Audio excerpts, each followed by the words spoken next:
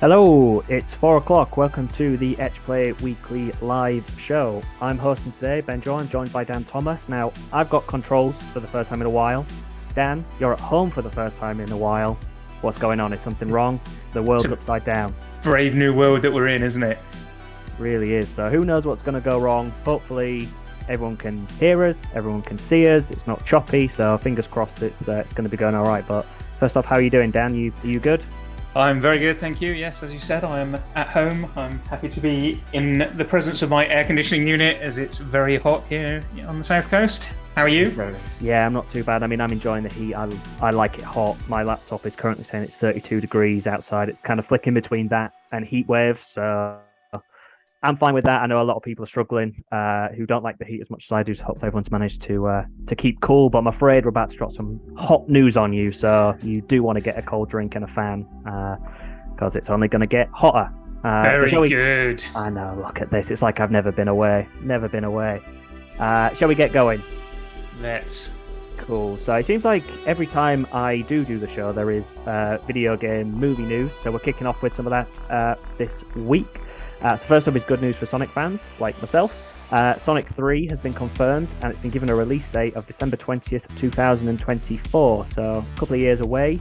The movie adaptation franchise first kicked off in 2020 and it did set the bar for video game adaptations. It was very well received, which was surprising because normally these kind of films aren't great. I know everyone takes the mick out of me because I was quoted as saying this will either be the best film of the year or the worst film of the year, nowhere in between. And it was the best film of the year, so I was right. So if you haven't checked out the trailer, go check it out. I actually haven't checked out the trailer because despite my fandom of Sonic, I haven't seen the second one yet, so I don't want any spoilers. So I haven't even read much about it for this news. So I'm the world's worst person to be reporting this, but Sonic 3 is coming out. If you want more information, you'll have to use the Google machine. And in other video game news, keeping that going, there is news of a Pac-Man movie, which is apparently in the works, and it's being billed as a live-action movie. Now, I'm not really sure what that means for Pac-Man, turning that into live-action. Sonic was weird enough, if you remember those first images we got, so there's very few details on the film as of yet. But we do know that Chuck Williams, who is the producer on the Sonic movie franchise, is involved, so that might give some indication of kind of what the bar is being set and what they're trying to get with this. Dan, are you excited? Are you excited for this? I have learned in recent times not to prejudge such things, and as you say, kind of a live-action Pac-Man is really hard to wrap my head around. But yeah, we've had a bit of it, like the Pikachu movie that was live action. Like you said, Sonic live action. Isn't there a new Mario movie with Chris Pratt? Is that still happening? And is that? As far as I'm aware, that's still happening. And so yes, I guess Nintendo are going all in on the live action adaptations, but you can never prejudge Nintendo on anything really. So yeah, let's wait and see. I'll certainly check it out. I'm looking forward to seeing what they do with it. Some might say that it's either going to be the best film of the year or the worst film of the year. I reckon. Yeah, I think so. Got quite a few people in the chat. Miles, Adam's there, Taya, Tony, all they're all here, waving in with opinions on best movie. Give Pac-Man human teeth. What do you reckon? Yeah, definitely get the human teeth in there. I want to see a mashup with Sonic with human teeth because that was horrifying, and and Pac-Man with teeth, that would be incredible. Make that into a game. I'd play it on Halloween and jump out of my seat again. Sounds good. Cool. So moving on, we're going to talk about a really old game now. Dan, you might remember this. I'm a man of your age. I was only one when this first came out, just to age you even more. So if you remember Super Punch-Out, it was originally released in 1994 on the SNES. It was a sequel to Punch-Out. So yeah, it's nearly 30 years old. But two new discoveries have recently been made about the game. So a Twitter account called Unlisted Tweets has revealed that you can actually get into a free single match against any of the players by on the title screen holding down Y and R on the controller, a controller that's plugged into the player 2 slot and then pressing start. So that's kind of nice, but not that groundbreaking. What is pretty remarkable is that once you've done this cheat, you can actually turn what everyone has thought for nearly 30 years is a single player game into a multiplayer game. So if you do that cheat, you can actually then control the other player with the second controller and have a one-on-one fight with your friend in local co-op mode. People didn't know it existed. People don't know why it existed. It was probably in there for testing. Never made the final cut. But yeah, if anyone still owns the SNES and owns Super Punch Out and has a friend, I think I've got none of those three things. But if you are lucky enough to have those three things, go give it a go. But it's pretty remarkable for news like this to come out so long after a game. Surely someone must have known this. That's what I'm finding. I mean, yeah, and it's not like a super wild key combination or anything. Press Y and R plugged into the other socket. You could do that by accident, right? You'd have thought so. I don't know that this has not been discovered before, but maybe when it was first released in 1994, we didn't have the internet, and there was just lots of young kids discovering this, telling their mates, and it didn't spread any further as it does do these days. Yeah, true. Mainstream media's got it now. It's all the rage. So yeah, if you've got Super Punch Out, go give it a go. Got a request to nudge the music down a little bit, and you know what? Experimental Space joining us. I was so unconfident about the music. I wasn't going to play it, and then with 5 minutes to go, I was like, no, I'll do it. Test it. It's like it's too quiet. I'll bump it up. It'll be fine. I'll tell you what, I'll bump it down for you now. Let's see if we can get this to a level that is acceptable. Hopefully that's better and people can hear it. Let's hope that's good to go. Right. If that's the only complaint I get from this week's stream, I can I'll live with it. It won't be. Oh, I know. I can't wait for Stand Down with Adam. But moving on, there's more news to talk about. So now we're going to talk about Ark Raiders. If you were waiting for Ark Raiders, unfortunately, you'll be waiting a little bit longer. This is joining the long list of games in recent times that have decided to push back their release date. The game was originally revealed at last year's Game Awards and was expected to release sometime this year, but it's now been pushed back to 2023. But the reason the game studio, Embark Studios, who are making the game, have decided to do this is because they're actually working on another game at the same time. They were attempting to try and work on them simultaneously, release them in a short release window, but they've decided that for a studio of their size, it's just too much work. It would put too much pressure on their staff, and ultimately would either put at risk their staff's health, they don't want to crunch, or it would put at risk the quality of the games. So they're actually deciding that they're going to put their focus on a first-person team shooter that they're working on, which is currently codenamed Project Discovery, and they're going to release that one first and then come back to Ark Raiders and release it so that everyone stays happy and healthy while making the games and they don't suffer. So bad news, but as we always say on this show, we would always much rather see, if it is possible to delay a game rather than crunch, happy to wait. Absolutely.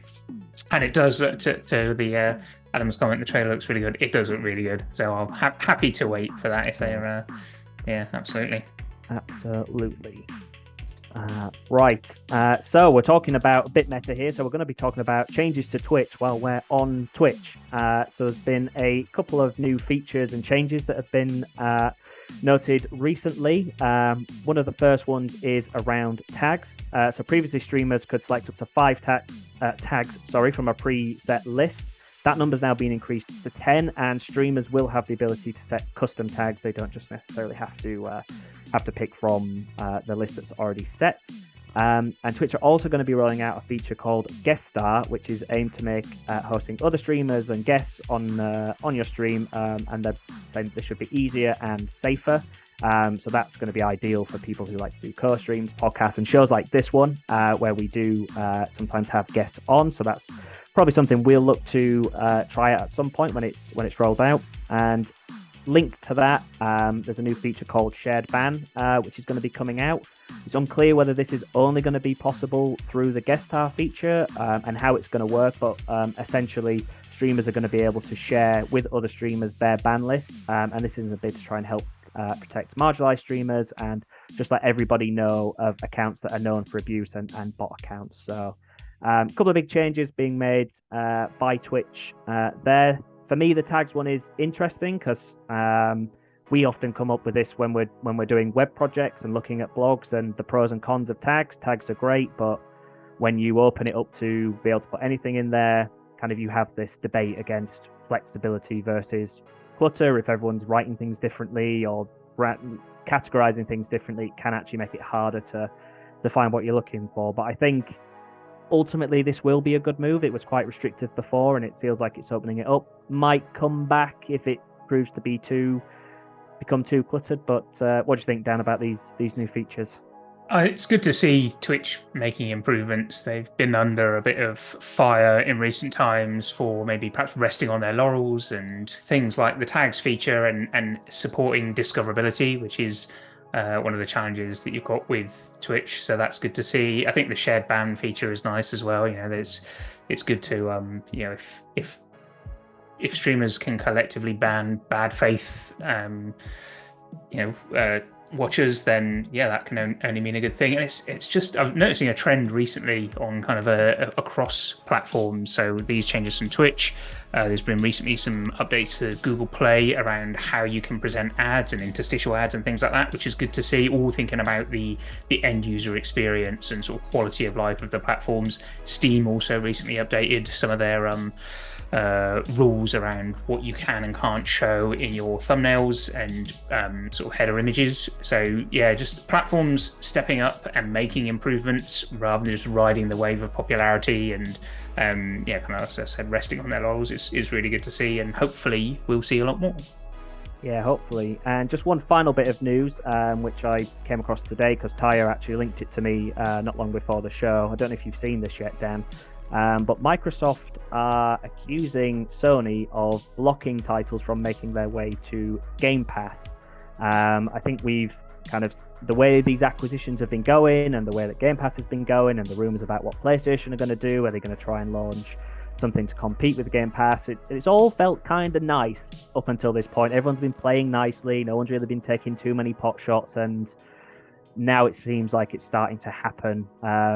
It's really unclear exactly what Microsoft are saying Sony are doing and what Sony might be doing wrong, because it might be that potentially Sony are just signing exclusivity deals, which is obviously no new thing, or maybe they are getting ready to launch a Game Pass rival, and they're trying to sign up games for their service, and that's looking like it's potentially going to block it. But yeah, I'm not really sure what's going to be going on with that, how much legs this is going to have. But there is talk as well that this is potentially Microsoft are trying to slow down or stop the Activision Blizzard acquisition, which was reported a few months ago. So it could be related to that. It seems like they are trying to bring that into it. But yeah, as I said, it's kind of been kind of all nicey up until now, and it feels like as we get nearer to these big changes actually coming to effect, a couple the of gloves are coming off.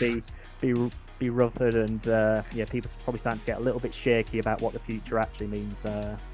But what's your take on this? Have you had a chance to look at this, Dan? Or I did see the headline, and I wasn't too sure if is it unexpected? Is it a bad thing? If you're trying to compete in this market, is that a lever at your disposal to pull on, and should you? I don't know. Yeah, I think, it's obviously media like to. I think this surfaced in some sort of Brazilian court process or something like that. I think it's a perhaps one of the lesser regulated markets, perhaps, which is where this is instigated, and whether that's a local concern or if it's kind of like HQ using those channels because they are less regulated. I don't know. But yeah, I'm sure it's just. I can't imagine this is going to escalate particularly significantly, but we'll see how it pans out, I guess. Yeah, I think you're probably right. If it does escalate, you know where to come to get all the latest news. I'm sure we'll be talking about it on this show. 100%. Well, that brings us to the end of the news. We're going to quickly switch over to a pre-recorded segment where you can watch Taya playing Cats Organised Neatly. And when we come back, me and Dan will be here again, and we're going to be talking about the long tail of games. So stay with us, enjoy the pre-recorded segment, and me and Dan will be back with you very soon. Bye for now.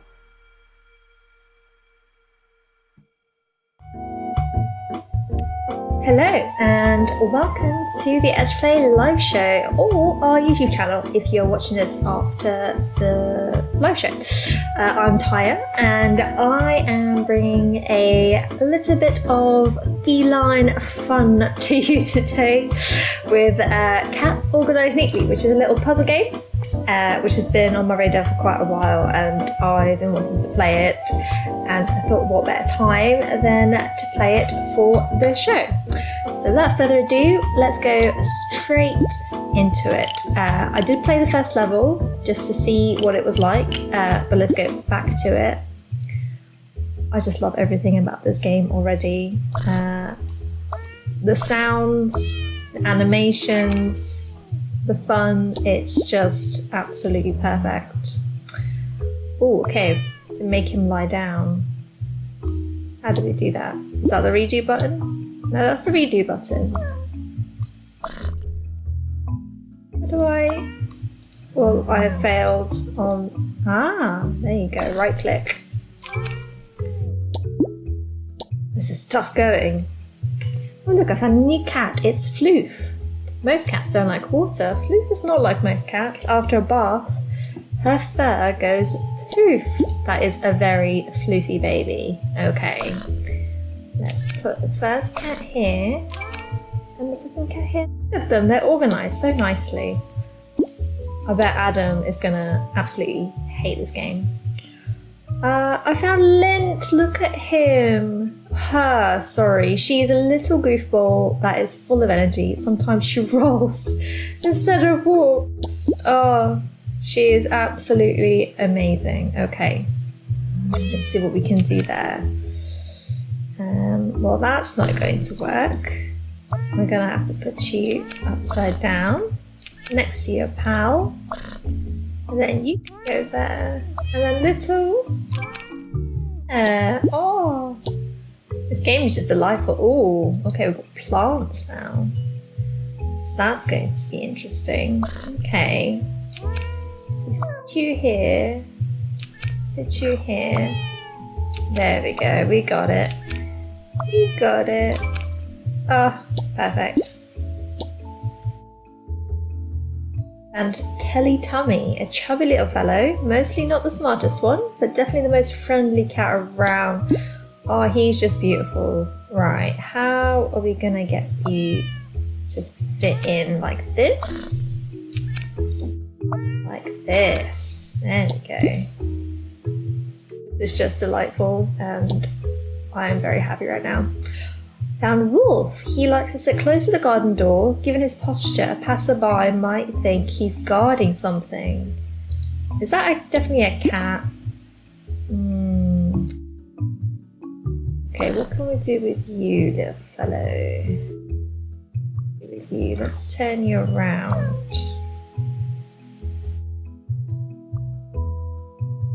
I think this one has to go here. And then if you go here, there we go, we've done it. Level 8. Oh, rough. Definitely a cat.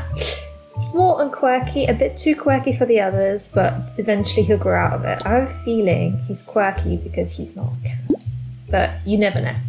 Oh, we've got all our friends now. Okay, now this is going to be a tricky one. Okay, let's have you here.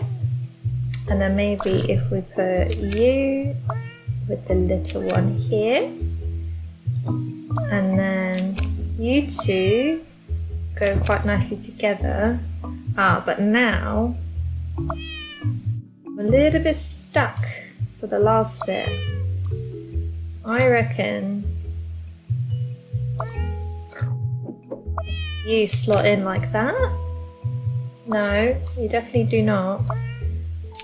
Oh, you really come to our... Oh, I think I see it. I think I see it. Back. And the little one. Yay!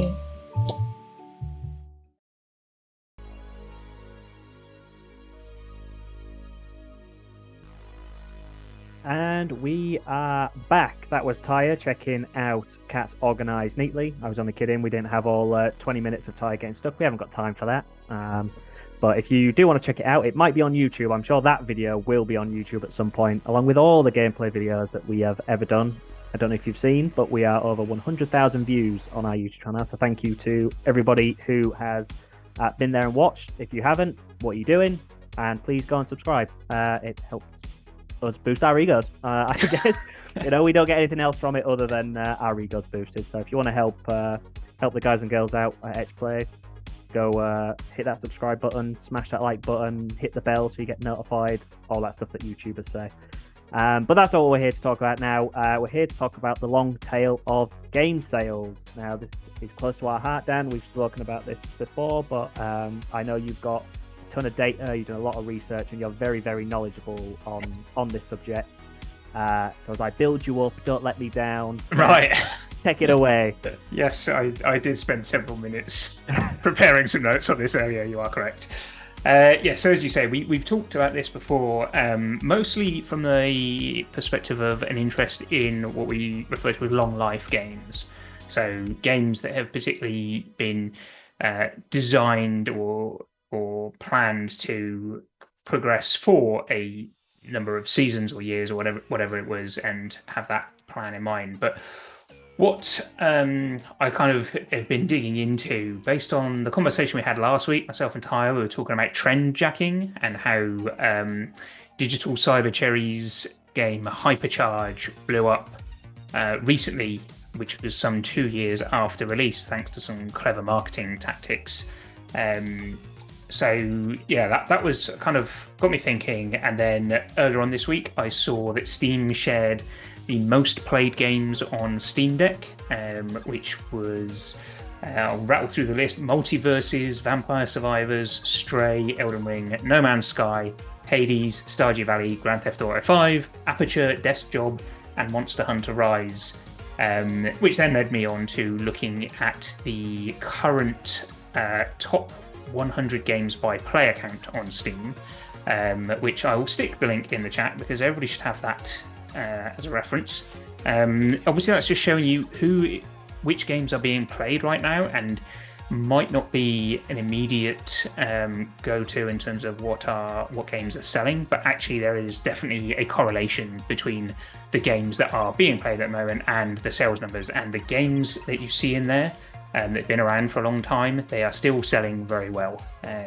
So there's definitely a correlation between game playing and game sales, which may or may not be obvious.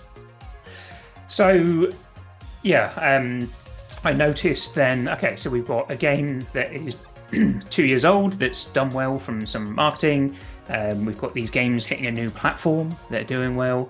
And then it's not all the latest releases. These are some games that have been around for a long time. And it's not all AAA games either. So within that top 100 current games, there's a game called Bloons TD, which I believe stands for Tower Defense, and that's just a £7 game that was released back in 2018. That's it's a very casual tower defense game, released some 4 years ago, along with the likes of No Man's Sky that we already mentioned, one of the best most played games on Steam Deck. That was released in 2016. Arma 3 in there from 2013, and RimWorld from 2018. There's a whole load more, so it's not just AAA and it's not just recent releases. So this is where my thinking is like, are game studios making the most of their back catalogue or their current release?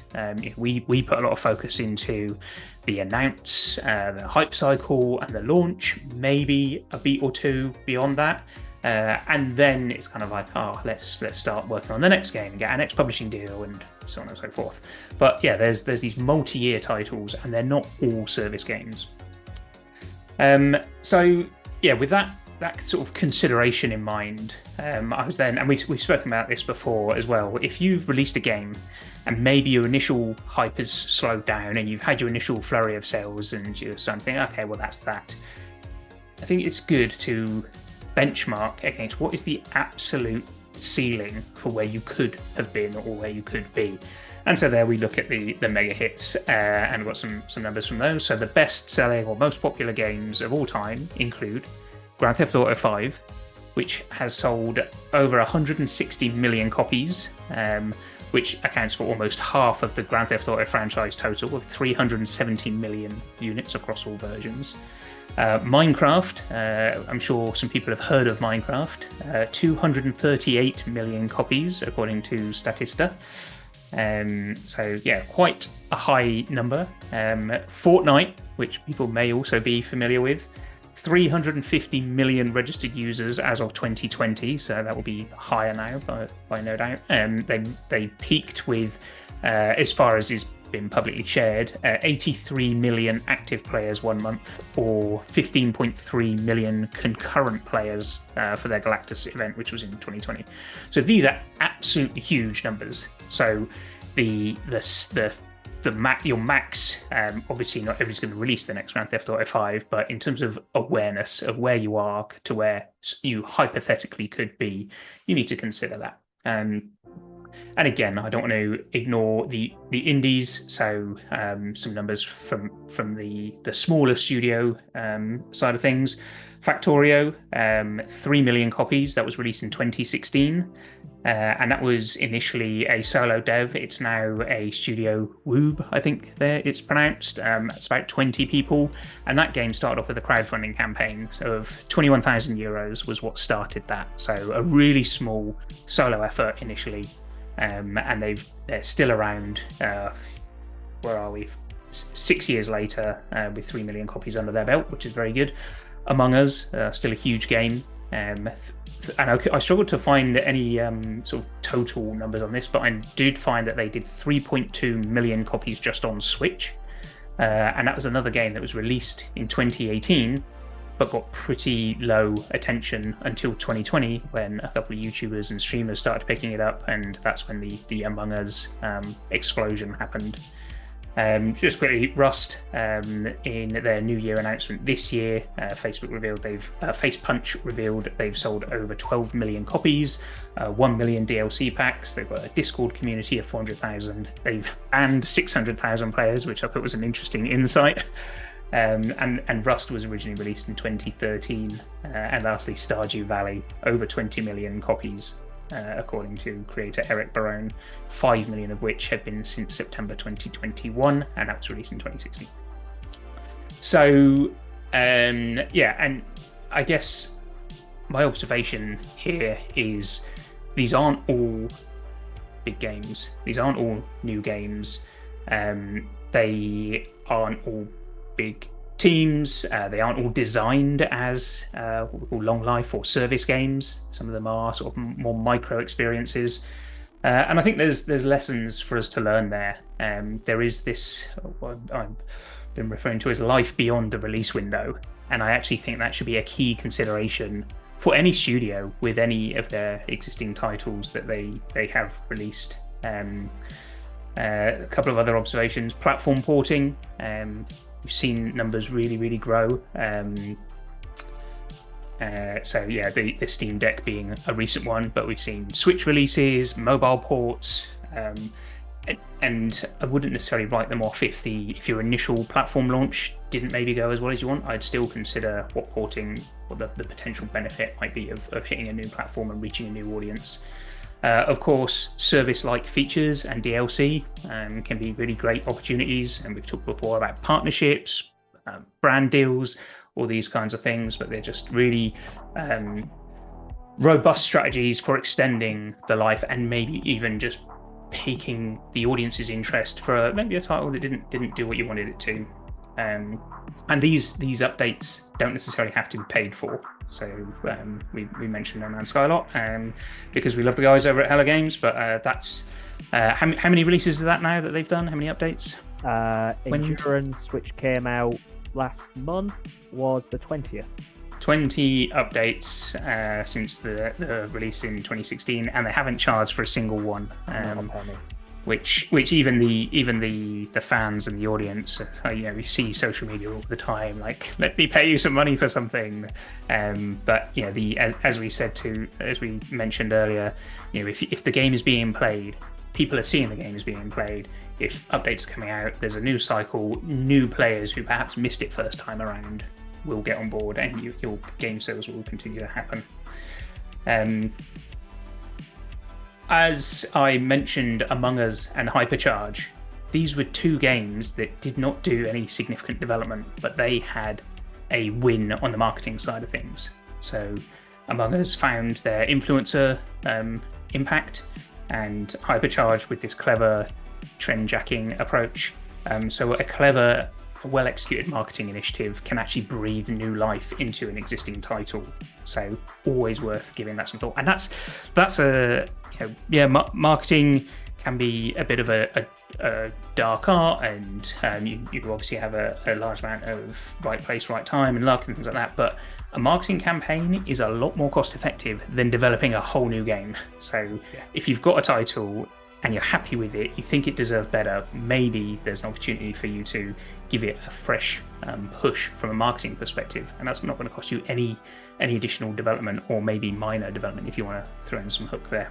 Yeah, this is a really interesting one, because I've read blogs and even seen talks where people have said, like, if you fumble the launch, you're kind of dead in the water, and it just isn't true. It's just not true. Like, it's obviously these are, this doesn't happen to every single game, and sometimes if you do miss it, you don't recover. But it shouldn't just be a given that you're like, oh, we fumbled it, on to the next thing. You're right, because it just isn't true that if you miss the launch, you're dead. Like, and those don't have to be mutually exclusive activities either. Yeah, start work on your next game, but what if you got a little influx of sales? What is that going to do to your next title? What resources is that going to give you? And is there some clever initiatives? It doesn't always have to be high expense. Maybe the Twitter trend jacking example was just fantastic. Just somebody every morning check Twitter, what's trending, I'll just send a tweet related to it, and they got traction. Yeah, so smart.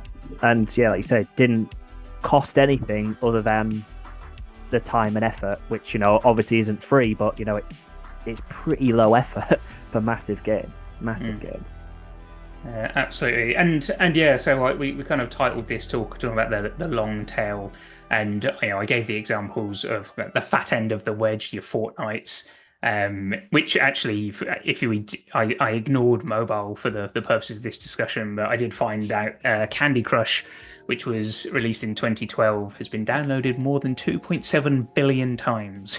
Whoa. And that's not even the biggest mobile game. So yeah, that is the thick end of the wedge, but the long tail being over time, or niche audiences, or smaller influencers. These are where you can still get a big enough share of the global games audience. We're not selling cakes outside our house where you don't want to get the long tail of that, because that's going to be one or two people. But if you're talking about the games playing audience on a global scale, which pretty much every platform is a window to, then you only need to get a fraction of that audience. So yeah, niche titles, older titles, smaller platforms, leveraging smaller influencers. There's still extremely fertile land there, I would propose. Yeah, I guess there's an argument to be made as well. It can be quite easy to, you've had a success, quickly run on to the next one to kind of feed off of that success. But and again, it's an edge case because it's massive. But if you look at GTA 5, people have wanted GTA 6 like since the next year GTA 5 came out, and Rockstar have just gone, not yet, not yet, not yet, not yet, and now we're only just starting to hear rumblings of GTA 6. If they'd have run to GTA 6 2 years later, how much money would they have left on the table by running to try and chase maybe a quicker, huge influx by releasing a brand new game? But they would have left millions upon millions on the table by not taking the breath, growing that audience, pumping the money into that game and growing it. So it's kind of trying to have that long-sighted view of things and not the short-sighted grab for cash that you could get if you quickly move on to the next thing off the back of a smash hit. And I think if you've not got the hit, don't be so quick to kill your darlings. Yes, you might have to scale back your ambitions and your efforts. Don't stop them dead. Like we were saying, there are some clever and affordable approaches to take just to make sure that is this definitely not a good title. And maybe maybe you've released it and it's not what it should be in terms of the quality of the game. But even then, you've got your opportunity to fix bugs or improve your gameplay loop, whatever it is, rather than starting from scratch again. Don't throw the baby out with the bathwater. So yeah, I guess I completely understand. Like, making games is very, very fun, and obviously that's why pretty much everybody in this industry is in it because that's what they love to do. It's not because it pays the bills or it pays well. It's because it is a high passion industry. But making games is extremely hard. I would propose that perhaps the allure of a shiny new project leads game studios to drop their previous release a bit quicker than maybe they needed to or they should do. And as you said, leaving sales on the table that could come with a bit of creative thinking, clever marketing or influencer campaign, a quirky update or DLC, or some sort of community participation event that might just be a bit more achievable than making your magnum opus next game, which you can still do, but make sure you've fully given your previous games every chance they've had. I think the community's a big part of that as well. The longer you can build up a community, you're building up a bigger fan base for your next game. So again, as well as if you run away from the first one, leave money on the table, you're leaving players on the table who haven't had a chance to get into your game yet. And then if you're not still working on it and pushing out updates and stuff, it will potentially get left behind. So you're missing the opportunity as well to grow that community and get more people aware of who you are, so that when the next game comes out, you're starting from a player base of maybe 3 million rather than 1 million, because you just didn't slow down enough to kind of just almost enjoy the success of your game and kind of keep working on it for the passion, and the sales come with that. You touched on it earlier, and I was having a conversation with someone the other week as well, and saying like DAUs is such an underrated metric because kind of everyone's focused on sales, but as you pointed out, those go hand in hand. The more DAUs you have, the more visibility your game gets on things like Steam and Xbox, because the algorithm will push you. If people are playing it, people are coming to the platform to play it, so that's in Steam's interest to promote you, to get more people coming in. So yeah, it's definitely something not to be overlooked, is how valuable the DAU number is. And as you're saying, community, we've seen it a lot of times where you've built a community for your previous release, but this shiny project syndrome kicks in, and actually you've kind of you've done with that genre, you're a little bit tired or exhausted with that thing, you want to go and create something completely different. Well, again, you're alienating that community, however large. You're running, you've got the time, and as we've talked about many times, audiences have a very short attention span these days. We all do. You're also going to eliminate a large slice of it by doing something that they're not interested in. So again, can you keep feeding that community, keep growing that community? Just take a little proportion of your budget and your effort and keep pushing the previous release. But as I kind of aired some thoughts around this, and Kieran on Twitter did highlight as we've mentioned pretty much every week for God knows how long, like the talent market that is extremely competitive in games at the moment, and maybe babysitting, looking after old projects isn't quite as alluring or satisfying from a retention perspective. So yeah, you have to I guess keep that in mind as well. But also, there are a huge number of people trying to get into the industry, and maybe getting a chance to work on that game that they loved, rather than just the game they've never heard of, might be an interesting tactic in that approach as well. I guess it's a testament to the studios doing those games as well. But obviously, as you say, the allure of working on something brand new, and when people say we're working on new IP, come help us, that is very alluring. But when you do have a game which is 5-6 years old and people still love it and people still are clearly working on it, that's probably a good sign that people like being there at that studio and working on that game. So yeah, there's a lot to be said for those studios that are doing that they must be, you would think, doing something right internally to keep people excited and into those games. So yeah, don't, as you were saying, don't overlook the opportunities at those studios when they're hiring, because they're probably doing something very right if they haven't moved on to the next IP and shouting about it yet, because people just love working on the game that's been out for a while. So yeah, that is a massive factor. A really good point raised by Kieran. Absolutely. Right, that's all I've got. That's I've exhausted my notes. That's it. See, I knew you were the expert. I knew I could build you up with confidence. Thanks. Definitely not just trying to get a raise or anything by fucking up. You do know your onions, Dan. You do know it. No matter what anyone says, I believe in you. Thanks, Ben. But yeah, that's going to draw a close to today's episode. Thank you for everyone for joining us. Dan, thank you very much for being the guest and doing all that research. Massively appreciated. And this episode will be going up on YouTube sometime soon. So if you think this will be of interest to someone else, let them know. All our other videos are up there as well. So go check that out. Otherwise, we'll be hanging out on Twitter over the next week as we always do.